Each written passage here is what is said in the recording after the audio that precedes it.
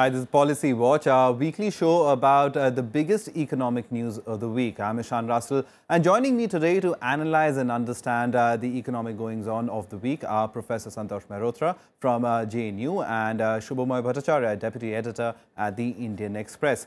Now, our first story, before we get into our discussion, let's set that up for you. It's some good news for the Indian economy. The IMF has predicted that the Indian economy will grow faster than China's this year and that inflation would be moderate in India for next year. But it also lowered its earlier forecast for global growth this year as concerns over the Chinese crisis still remain.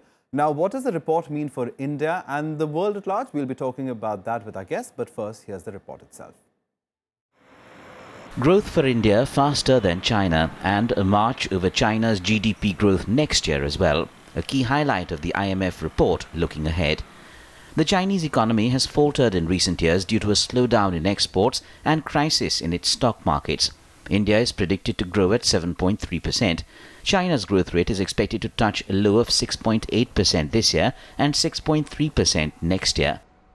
The slowdown of growth is a phenomenon that was predictable, expected, anticipated, and we believe that it's a good move. In its report, the International Monetary Fund states India's growth is expected to strengthen from 7.3% this year and last year to 7.5% in 2016. It further said that India's economic growth would benefit from recent policy reforms, a consequent pickup in investment and lower commodity prices. It also appreciated recent rebalancing of an export-led growth model for Chinese economy to the one based on domestic demand. A growth model that is no longer based on either massive export relative to domestic, massive investment project as opposed to consumption, is a good transition. The IMF also lowered its earlier global growth forecast by 0.2% due to a modest pickup in developed economies and slowdown in emerging economies. It has projected global growth to be 3.1% this year. Last year, it was 3.4%. Krishnanand Tripathi's report for Rajya Sabha Television. So let's straight away get into the discussion. Professor Mehrotra, just to set it up, I mean, this has been said for some time now that China's growth is slowing, the world economy is not doing that well, but India is in a pretty good spot. We'll talk about India a little later, but let's first start from the global perspective of how do you see this report in terms of what the report points to of global growth? How do you see that panning out?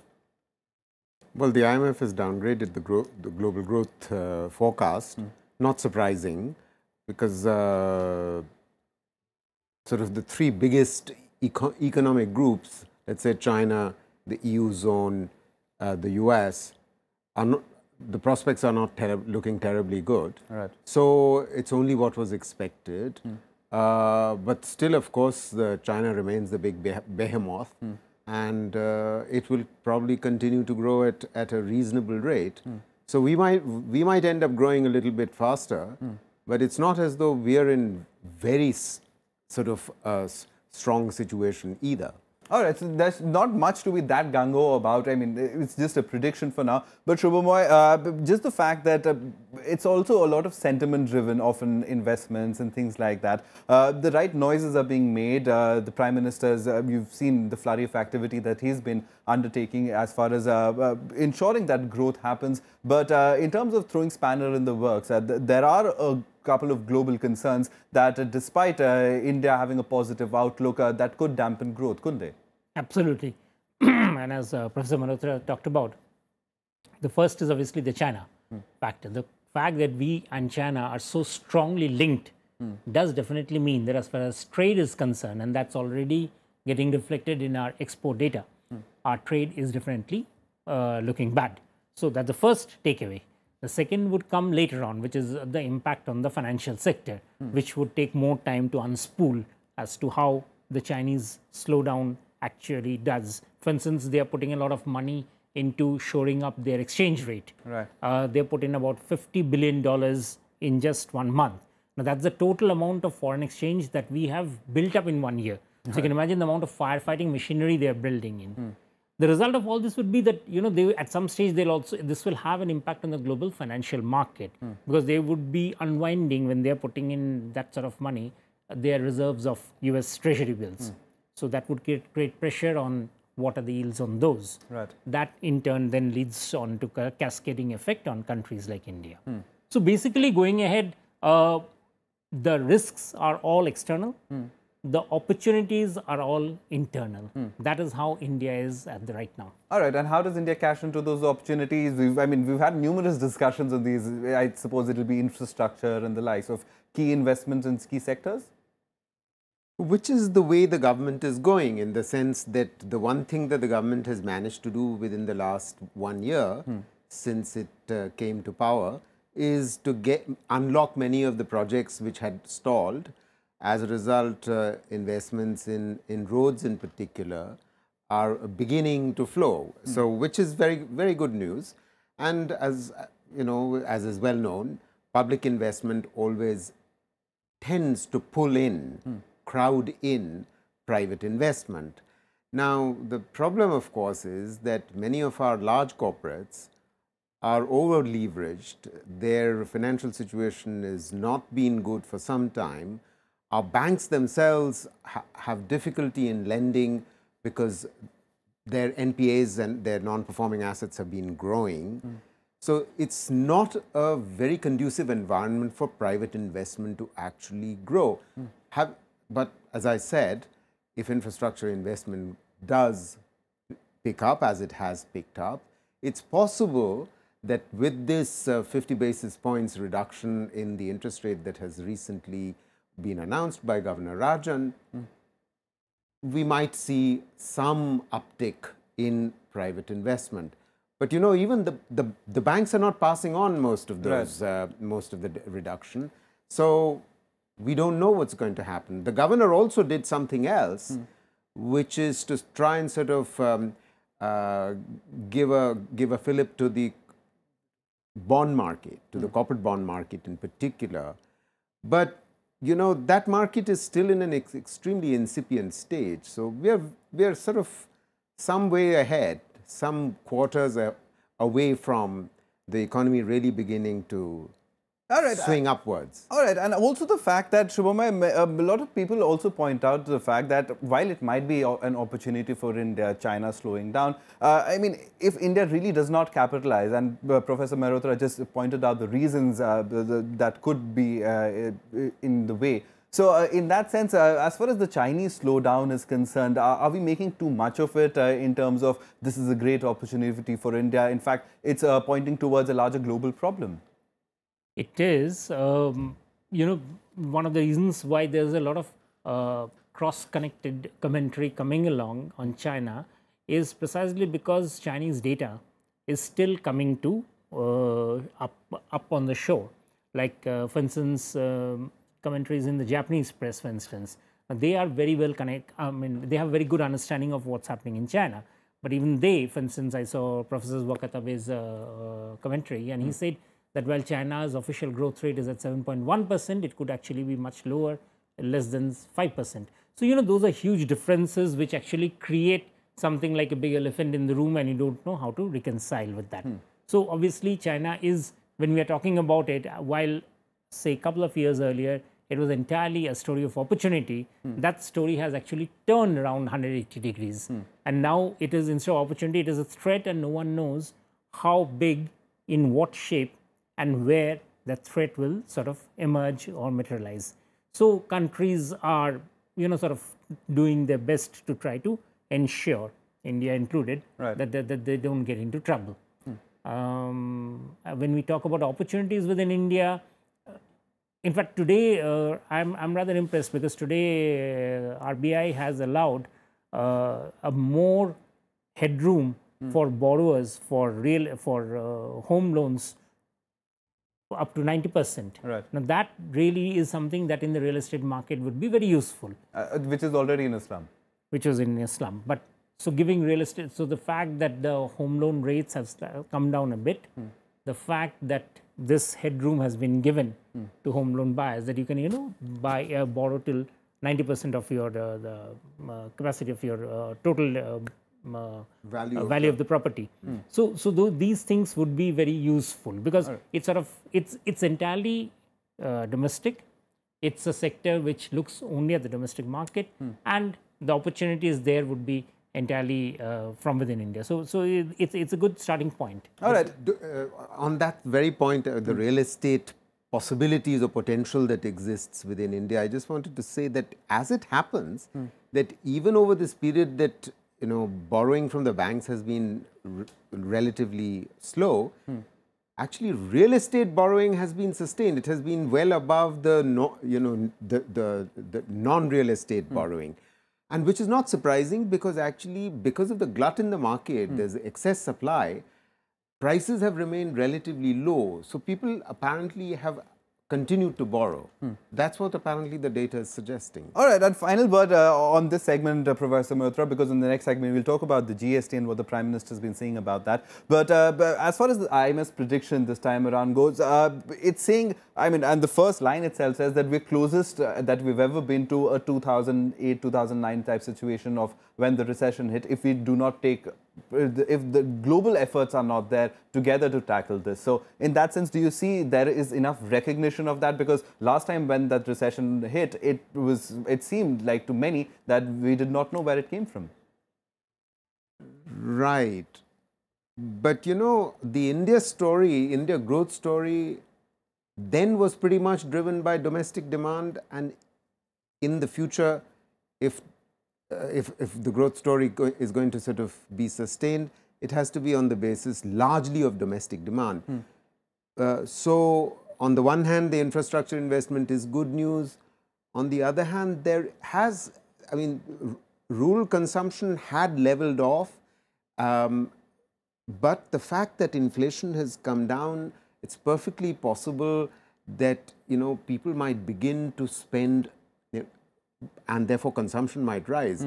If consumption rises, then there is a possibility that that might encourage, you know, based on the accelerator principle of Keynes, that, you know, investment would happen.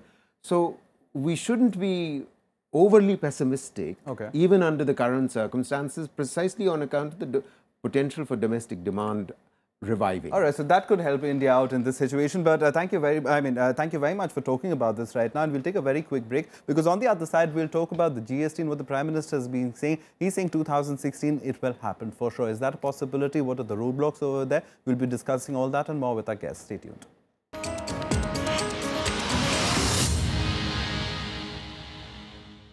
Welcome back. You're watching Policy Watch. Now, second big story for this week. Prime Minister Modi tried to allay fears of foreign investors about the slowing pace of economic reforms, saying he still hopes to implement the combined goods and services tax, or GST, from next year. The Prime Minister was speaking in Bangalore alongside a visiting German Chancellor Angela Merkel, who also urged India to expedite the reform process, but there's no doubting the size of the challenge he faces. Prime Minister Narendra Modi in reassurance mode, pulling out all stops to woo foreign investors.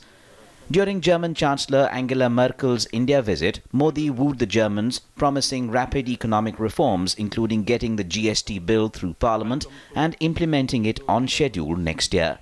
The Lok Sabha had cleared the landmark legislation, but the government's move to pass it through Parliament during the monsoon session this year had failed due to a persistent logjam in the upper house.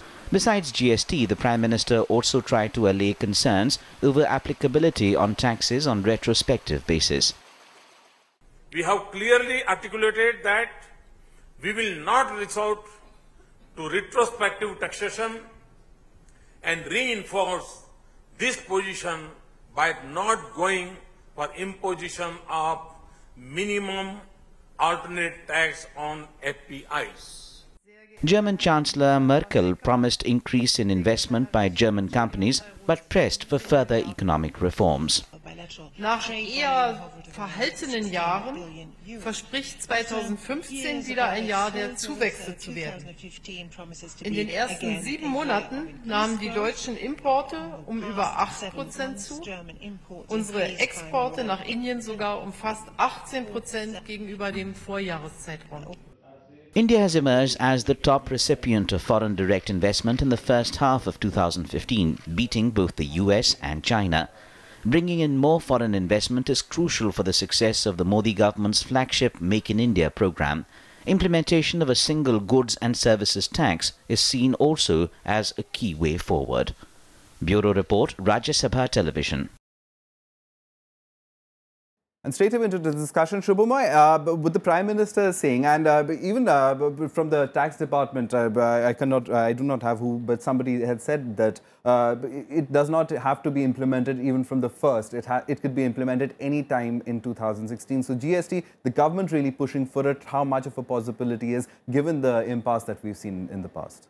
Yeah, Ishan, you're talking of Mr. Krishnan, Yes. member CBC's comment that we don't necessarily have to wait till a particular date. That's true, because unlike income tax, where the taxation measures have to be annual, like you sort of said it on an annual basis for calculation. Indirect taxes, it's not annual. It depends on the date of notification. Right. So it doesn't necessarily, it looks nice that you have it from 1st of April, but nothing stops you from having from 1st of July, 1st of April, August, whatever. Except that India government's entire fiscal structure broadly runs, even for indirect taxes, on the assumption and understanding that, things will roll in from the beginning of the year. Right. It might start happening later in the year, like service tax notifications come with effect from July. Right. Well, after they are cleared by the budget. But the understanding is that they would be rolled in at a particular time. So that clarity, in any case, even if we don't have it from 1st of April, we would need to be sure that, say, when would it be 1st of July, September, October, when the GST would be rolled in. Okay. So to that extent, the planning has to be roundabout with that sort of a date in mind, even if it's done later on. Okay, Professor Mehrotra, as far as GST becoming a reality, the Prime Minister is pushing for it, a lot to woo the foreign investors, but in terms of a reality, we've seen that it's not really moved that much in the recent past, and the political situation certainly hasn't changed. Why are we surprised? After all, it requires a constitutional amendment. So first it has to be voted and passed by the Lok Sabha. Then it has to be voted and passed by the Raj Sabha. We know what the problems are in both houses of parliament. Point one. Point two, it's a kind of sort of constitutional amendment which requires states to also approve. So we've got to see whether the requisite number of states that have to approve will actually pass it and pass it in time for that kind of sort of deadline of the 1st of April 2016. So in some ways, while Subhomoy's points are absolutely right that it could be introduced any time in the calendar year, the fact remains that there are so many hurdles before it actually gets implemented and notified that we will have to wait and watch every step. And I'm not so sure if we've heard any clarity whether we have all the states on board, whether the two houses of parliament are actually, behind the bill or not. Yeah, Subhomoy, has anything changed on the ground? Has the government taken any concrete measures other than the political measures that are required? And perhaps they are more important than anything else right now. Yeah, on the political thing, what's happened is it has gone through Lok Sabha. That's cleared it. So there are 3 constitution amendment bills. Right. Of this, the major one, which allows center and the states to tax services both together correspondingly. And that has to be cleared by the Rajya Sabha. Right. Now, if that doesn't get cleared, obviously there will be a problem there which will have to be sorted out at some stage. So assuming that is done, we can take that off from the table. The other major thing is what is happening on the GST architecture. So on that architecture, the GSTN, the corporation, which will be running the national network, because GST has to be an interconnected network of taxes done electronically across the country. That has been set up, and that is there's a lot of work that has been done there. The entire organization there's a lot of handholding with each state that is going on beyond the headlines. There are very specific work of matching each of the items that are to be taxed with the corresponding entry in the IT system. And that's a huge exercise. So that part has been done and that part is working on. The second part, which is even more important, which is that getting the state's the documentation structure at the state level and at the central level to be largely common and minimum in the sense that it's harmonious with what will happen after GST. And that work has also started and has gone considerably ahead. Right. So there's a good amount of understanding within trade and industry of what those documents are like.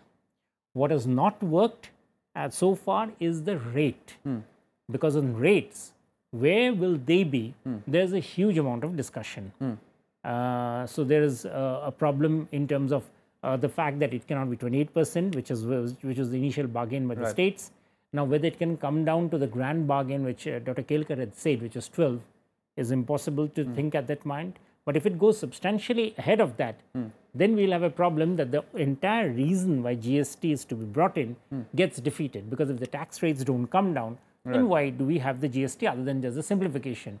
Because simplification itself is a problem which may not fully happen if alcohol and petroleum taxes do not get subsumed in GST. Petroleum, there is some amount of discussion, and that largely is now within the GST. Alcohol, which is the second largest tax at most states, is still out of GST. Now, not even measuring it, there could be measurement of the tax, but you don't levy the tax, you give offsetting. Even that is proving to be difficult. So that is the current state of play on GST.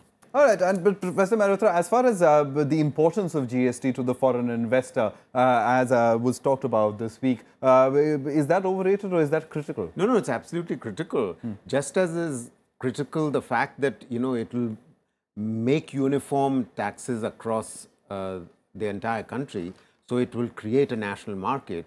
No, for both the foreign as well as domestic trade, there's no question about it. But, I still have a question to Subhomoy. What about the political hurdles? Because you're taking Ishan's right. And that's what he was going to ask with next time. No, but that's fair enough. So the political but we'll let Ishan go on with it. No, you answer that, because what are as far as the political hurdles, I mean, the kind of rhetoric, that we're seeing in the political scenario right now, it seems that it's nobody's budged an inch. I suppose, yeah, so you're absolutely right. Till the Bihar elections happen, that'll determine very peculiarly what will happen with GST. Okay. Which way the winds go, which way the votes fall. Even though the voters in Bihar will not particularly be swayed by what is happening on GST, but their action on at the polling booth will have a lot of impact on how GST goes ahead. So to that extent, it is a very strong political question, I'm sure. Yes. All right, but as far as the government's handling of it till now is concerned, Professor Mehrotra, given the fact that the BJP always retorts that this was the Congress's own idea, this was Dr. Manmohan Singh's idea, why are you opposing it right now? But has the government missed out on that deafness? And do you think a softer approach is required or a more cohesive, uniform approach? Well, as Subhomoy rightly pointed out and reminded all of us that, it's already been passed through the Lok Sabha. So that's the least of our worries now. The worries are now to be awaited as far as the Rajya Sabha is concerned. And then, of course, we are skirting around the issue because the big elephant in the room is the states. The states have to approve. It's a constitutional amendment. Unless that happens, all the preparation that Subhomoy is rightly pointing to may come to naught. That's what my worry is. Is the pace enough then? Is the pace enough then?